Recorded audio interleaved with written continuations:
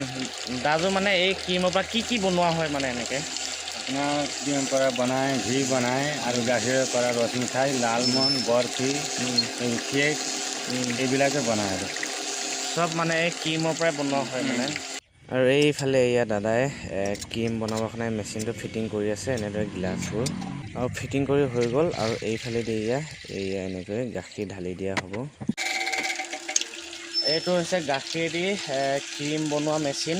আৰু এইফালেদি গাখীৰ ঢালে এনেকৈ ঘূৰাই থাকিলে মানে এইফালেদি ক্ৰীম ওলায় আৰু এইফালেদি গাখীৰবিলাক মানে পাতলা হৈ ফিল্টাৰ হৈ গুচি যায় মানে এইফালে।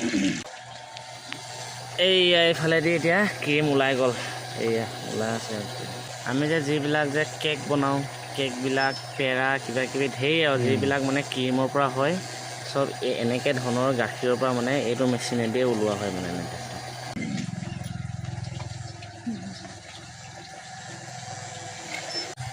এইটো মেচিনটো মানে এনেকুৱা মেচিন ইয়াত যদি পানী ঢালা হয় ন পানীত মানে যদি আইৰণ থাকে আইৰণবিলাক এইফালেদি এনেকৈ এই ক্ৰীম যেনেকৈ ওলাই আছে এইফালেদি আইৰণখিনি ওলাই যাব আৰু পানীখিনি পূৰা ফিল্টাৰ হৈ মানে এইফালেদি ওলাই যাব মানে এইফালেদি পূৰা পাতলা হৈ যাব পূৰা চেপি দিয়ে মানে ভিতৰত ইয়াত মানে চব। এইয়া ইমান গাখীৰত এইখিনি ক্ৰীম ওলাইছে।